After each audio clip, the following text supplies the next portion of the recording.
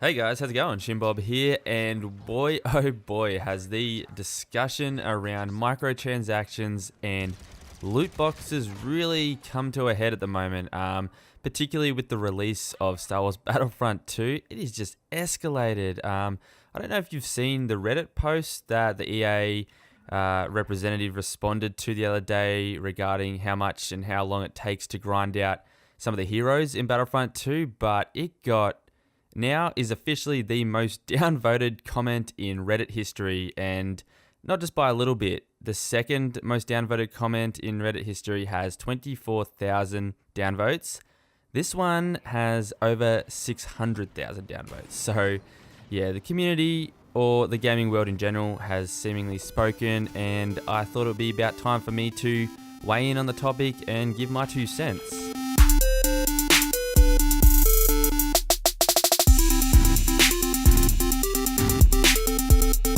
First off, I want to get this out of the way up front. I think that DICE and what they've done with Star Wars Battlefront 2 is fantastic. It is, as a game, just raw, is one of the best games I've seen this year.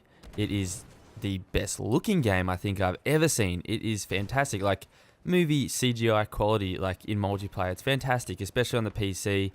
However, it's been tarnished a little bit for me just with this whole microtransactions, loot box tied to progression type thing, and that's what I really wanted to talk about today. But don't get me wrong, the game itself is friggin' fantastic, and that's sort of what sucks so much here.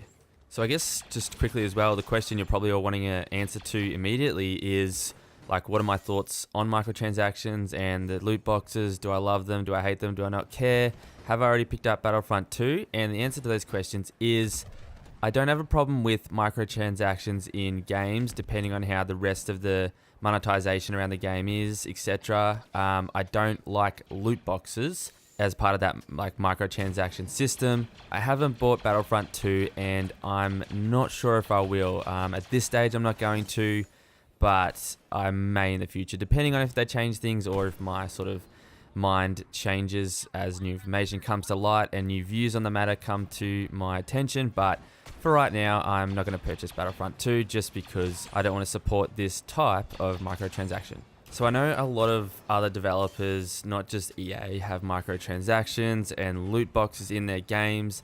And I think, like I said, I think microtransactions aren't a bad thing. Like if a game's free to play, for example, like Warframe, there's microtransactions, and technically speaking, those microtransactions are like pay to win, but it's a free to play game and you can still get the content eventually. It's just like a speed boost as far as grinding goes for that sort of game.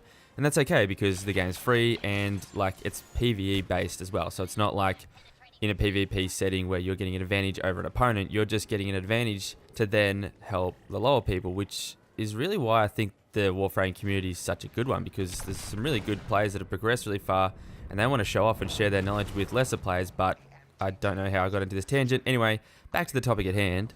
It's mostly the loot box style microtransaction that I hate, especially when it's in a already paid for game. I mean, how much money do you want, especially if you're going to charge for DLC, which I know Battlefront 2 are, but there are other games that do all of these things in one package. And I think a big thing for me is, I assume that everyone else is aware of this and thinks of this when they like approach this argument, but it's gambling. It's underage gambling, and like I just don't know how I feel about that. I don't know whether it's like in the eyes of the law, technically it's not gambling because you do still get a product, whereas with gambling you put money into the slot machines or the pokies and you could end up getting zero back, whereas with a microtransaction loot box you will, like in gaming terms, get nothing back because you get like the worst skin in the game for a gun you never use. So to the player it's pointless and useless and nothing and not what they wanted, but I guess in the eyes of the law it's still something in return for their money.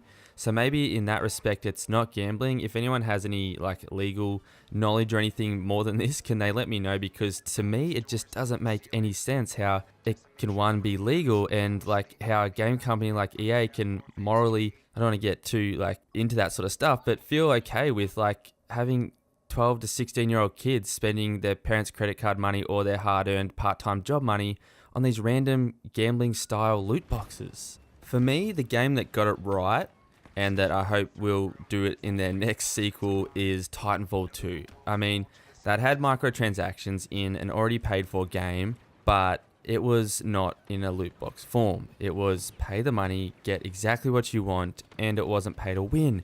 It was just cosmetic items. So the thing is, they made really cool cosmetic items too. Like, Titans are really cool things in the game, and they made new Titan skins, new Titan models, and they were things that didn't affect the gameplay, but you still wanted to pay for and have, because they were that good, they were that high quality. And I would have spent almost the same amount of money as I paid for the base game on these microtransactions, and I didn't have a problem with that because I thought it was a good monetization model and I wanted to support it. Same with Warframe. I've spent about $20, maybe $25 on the platinum currency to make purchases in the game for a couple of frames because I wanted to get ahead and play some different Warframes and support DE in the way that they're doing things. So I think that's okay if it's done that way. So I think that's really what it comes down to for me. Number one, it's gambling. It's underage gambling as well, and I don't think that's okay.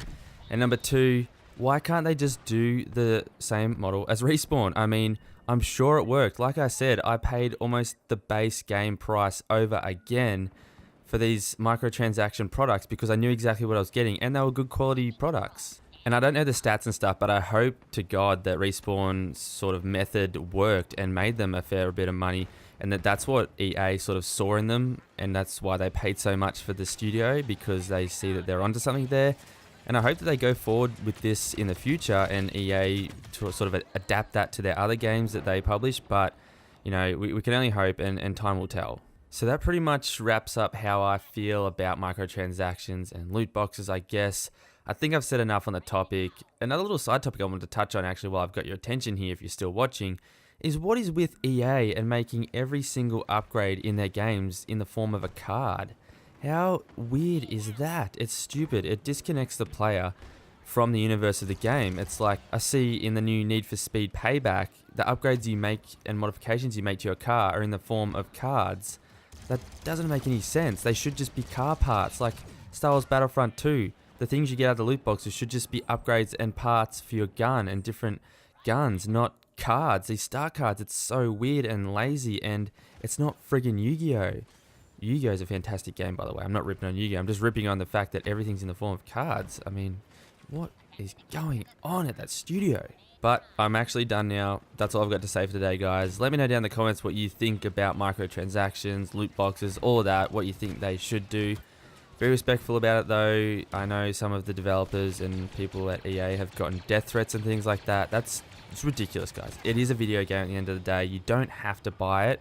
And that's as simple as that. I mean, if you don't want to see or encourage this sort of behavior from publishers and or developers, don't buy the games that do this sort of thing. It's as simple as that. That's at the base of it why I'm not buying Battlefront 2, and why I like to spend money on games like Warframe and Titanfall 2 is to encourage those behaviors. It's as simple as that. They say speak with your wallet, and that's sort of what you have to do to companies like this. Also, another little tip is don't wait for games to go on sale, like the ones that you want to encourage and stuff. Buy them full price. That is the best way to support them as well. Alright, now I'm done. So if you enjoyed the video, go ahead and leave a thumbs up. Even subscribe for more content like this. And until next time, guys, just keep doing what you're doing. Cheers.